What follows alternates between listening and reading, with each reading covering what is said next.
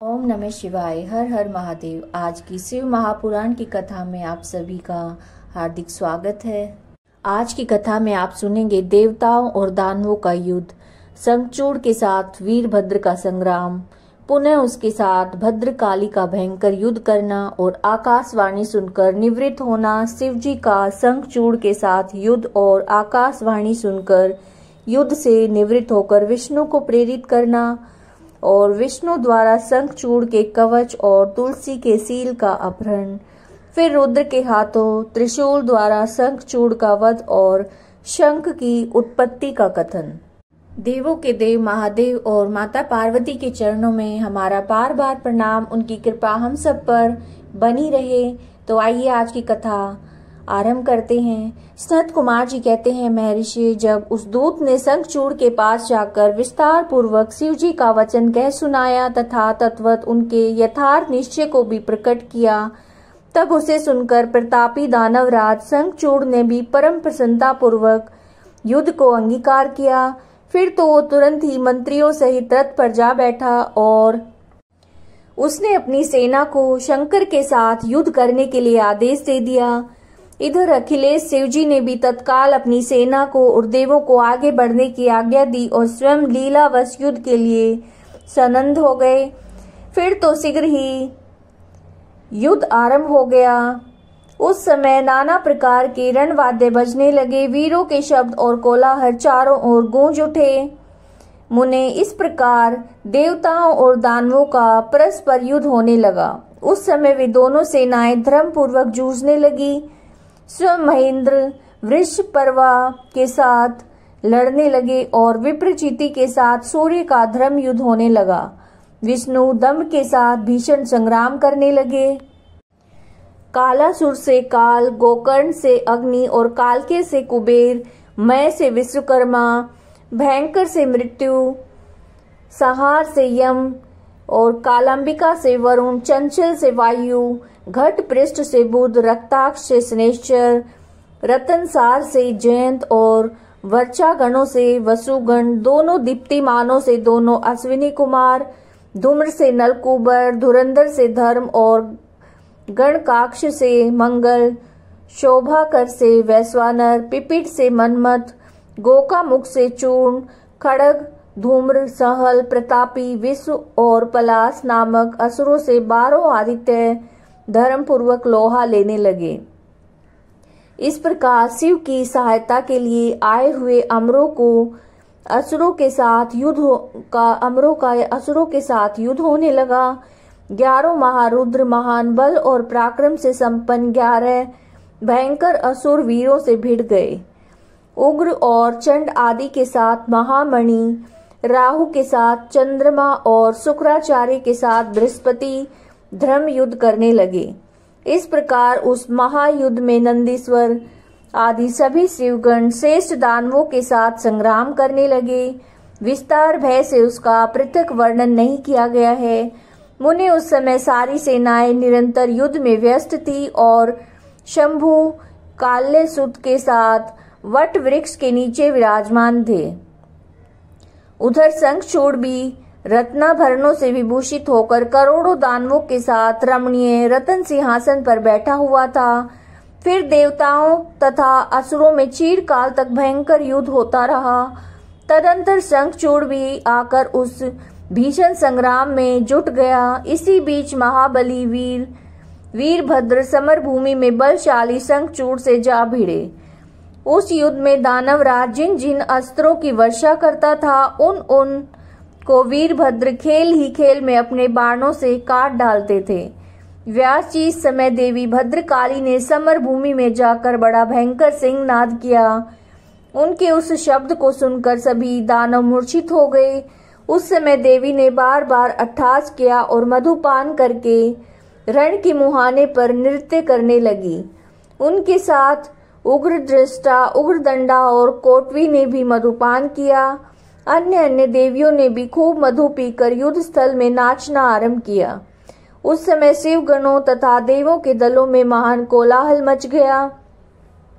सारा सुर समुदाय बहुत प्रकार से गर्जना करता हुआ हर्ष मगन हो गया। तदंतर काली ने शंखचूड़ के ऊपर प्रलयकालीन अग्नि की शिखा के समान उद्दीप्त आग्नेय अस्त्र चलाया, परंतु दानवराज ने वैष्णव अस्त्र से उसे शीघ्र ही शांत कर दिया।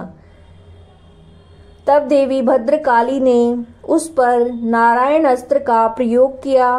वह अस्त्र दानव शत्रु को देखकर बढ़ने लगा। तब प्रलय अग्नि की ज्वाला के समान उद्दीप्त होते हुए नारायण अस्त्र को देखकर शंखचूड़ दंड की भांति भूमि पर लेट गया और बार बार प्रणाम करने लगा।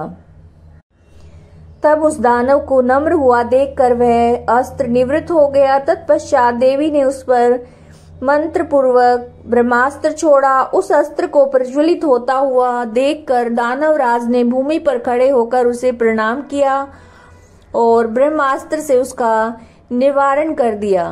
तदंतर वो दानवराज कुपित हो उठा और वेग पूर्वक अपने धनुष को खींचकर देवी के ऊपर मंत्र पाठ करते हुए दिव्य अस्त्रों की वर्षा करने लगा। भद्रकाली समर भूमि में अपने विस्तृत मुख को फैलाकर उन अस्त्रों को निगल गई और अट्टहास पूर्वक गर्जना करने लगी, जिससे दानव भयभीत हो गए। तब शंखचूड़ ने काली के ऊपर 100 योजन लंबी शक्ति से वार किया, परंतु देवी ने अपने दिव्य अस्त्र समूह से उसके 100 टुकड़े कर दिए। यो उन दोनों में चिरकाल तक युद्ध होता रहा और सभी देवता तथा दानव दर्शक बनकर उसे देखते रहे। अंत में देवी ने महान कोपावेश से उस पर वेग पूर्वक मुष्टि प्रहार किया। उसकी चोट से वो दानवराज चक्कर काटने लगा और उसी क्षण मूर्छित हो गया। फिर क्षण भर में उसकी चेतना लौट आई और वो उठ खड़ा हुआ, परंतु उस प्रतापी ने मातृबुद्धि होने के कारण देवी के साथ बाहुयुद्ध नहीं किया। तब देवी ने उस दानव को पकड़कर उसे बार बार घुमाया और बड़े क्रोध से वेग पूर्वक ऊपर को उछाल दिया। प्रतापी शंखचूड़ वेग से ऊपर को उछला और पृथ्वी पर पुनः उठ खड़ा हुआ। उस महायुद्ध में वो तनिक भी भ्रांत नहीं हुआ था, बल्कि उसका मन प्रसन्न था। तत्पश्चात भद्रकाली को प्रणाम करके बहुमूल्य रत्नों द्वारा निर्मित अपने परम मनोहर विमान पर जा बैठा। इधर कालिका भूख से विहल होकर दानवों का रक्तपान करने लगी और इसी अवसर पर वहां यूं आकाशवाणी हुई, ईश्वरी, अभी रणभूमि में सिंहनाद करने वाले 1.5 लाख दानवेंद्र और बचे हैं। ये बड़े उद्यत हैं, अतः तुम इन्हें अपना आहार बना लो। परंतु देवी, संग्राम में दानवराज शंखचूड़ को मारने के लिए मन मत तोड़ाओ, क्योंकि ये तुम्हारे लिए अवध्य है, ऐसा निश्चय समझो। आकाशवाणी द्वारा कहे वचन को सुनकर भद्रकाली ने बहुत से दानवों को मांस भक्षण करके उनका रक्तपान किया और फिर वे शिवजी के निकट चली गई। वहां उन्होंने पूर्वापर के क्रम से सारा युद्ध वृतांत कह सुनाया। व्यास जी ने पूछा, महाबुद्धिमान सनत कुमार जी, काली का कथन सुनकर महेश्वर ने उस समय क्या किया और कौन सा कार्य किया, उसे आप वर्णन करने की कृपा करें, क्योंकि मेरे मन में उसे सुनने की प्रबल उत्कंठा जाग उठी है। सनत कुमार जी बोले, मुने, शंभु तो बड़े जीवों के कल्याण करता परमेश्वर और बड़े लीला विहारी हैं।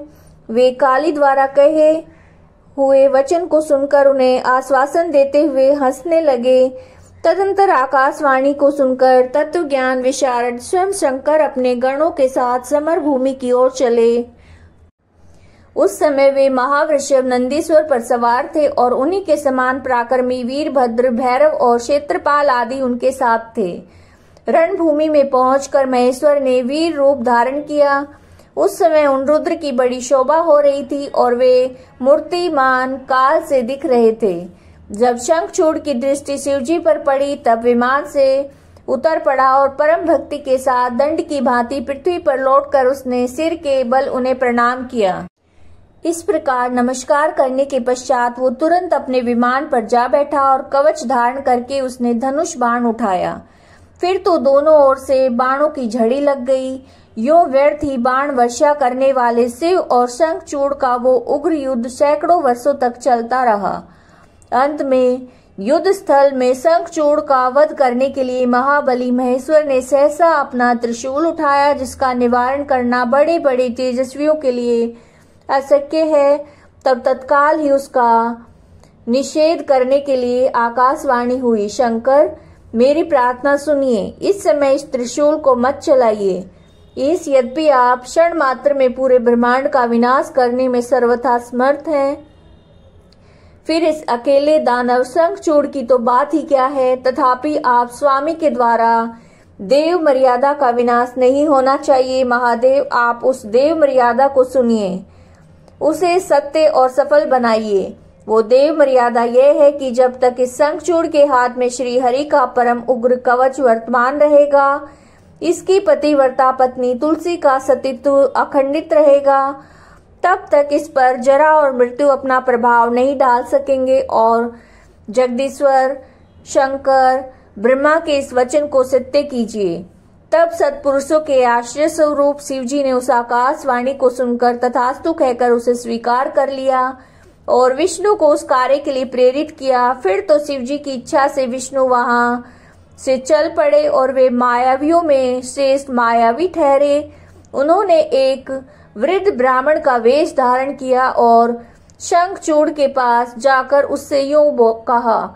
वृद्ध ब्राह्मण बोले, दानवेंद्र, इस समय मैं एक याचक होकर तुम्हारे पास आया हूं, तुम मुझे भिक्षा दो। दीन वत्सल, अभी मैं अपने मनोरथ को प्रकट नहीं करूंगा। जब तुम देना स्वीकार कर लोगे तब पीछे मैं उसे बताऊंगा, तब तुम उसे पूर्ण करना। ब्राह्मण की बात सुनकर राजेंद्र शंखचूड़ का मुख और नेत्र प्रसन्नता से खिल उठे। जब उसने ओम कहकर उसे स्वीकार कर लिया, तब ब्राह्मण ने छल पूर्वक कहा, मैं तुम्हारा कवच चाहता हूँ। ये सुनकर ऐश्वर्यशाली दानवराज शंखचूड़ ने, जो ब्राह्मण भक्त और सत्यवादी था, वो दिव्य कवच जो उसके प्राणों के समान था, ब्राह्मण को दे दिया। इस प्रकार श्री हरि ने माया द्वारा उससे वह कवच ले लिया। फिर शंखचूड़ का रूप धारण करके वे तुलसी के पास पहुंचे। वहां जाकर सबके आत्मा एवं तुलसी के नित्य स्वामी श्री हरि ने शंखचूड़ रूप से उसके शील का हरण कर लिया। इस समय विष्णु भगवान ने शंभु से अपनी सारी बात कह सुनाई। तब शिवजी ने शंखचूड़ के वध के निमित्त अपना उद्दीप्त त्रिशूल हाथ में लिया। परमात्मा शंकर का वो विजय नामक त्रिशूल अपनी उत्कृष्ट प्रभा बिखेर रहा था। उससे सारी दिशाएं, पृथ्वी और आकाश प्रकाशित हो उठे। वो मध्याह्न कालीन करोड़ों सूर्यों और प्रलयाग्नि की शिखा के समान चमकीला था। उसका निवारण करना असंभव था। वह दुर्दुष, कभी व्यर्थ न होने वाला और शत्रुओं का संहारक था।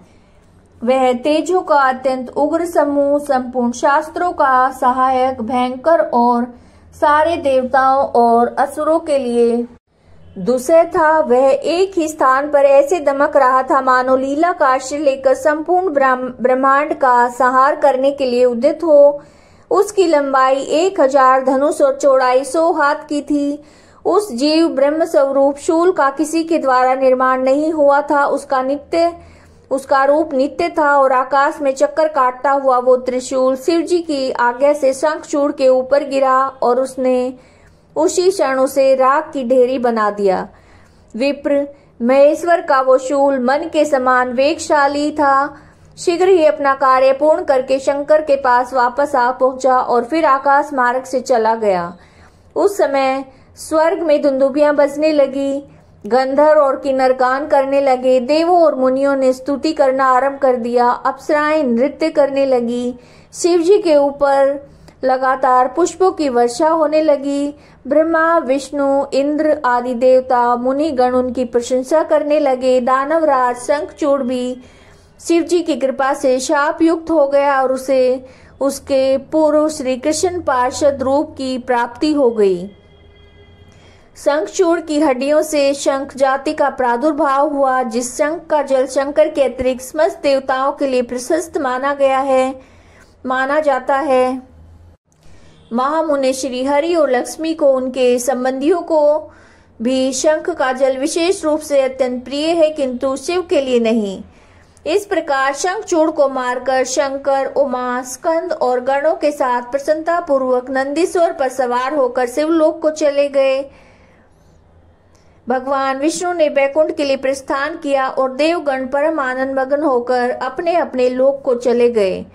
उस समय जगत में चारों ओर परम शांति छा गई, सबको निर्विघ्न रूप से सुख मिलने लगा और आकाश निर्मल हो गया और सारी पृथ्वी पर उत्तम उत्तम मंगल कार्य होने लगे। मुने, इस प्रकार मैंने तुमसे महेश के जिस चरित्र का वर्णन किया है वो आनंददायक, सर्व दुखहारी, लक्ष्मीप्रद और संपूर्ण कामनाओं को पूर्ण करने वाला है।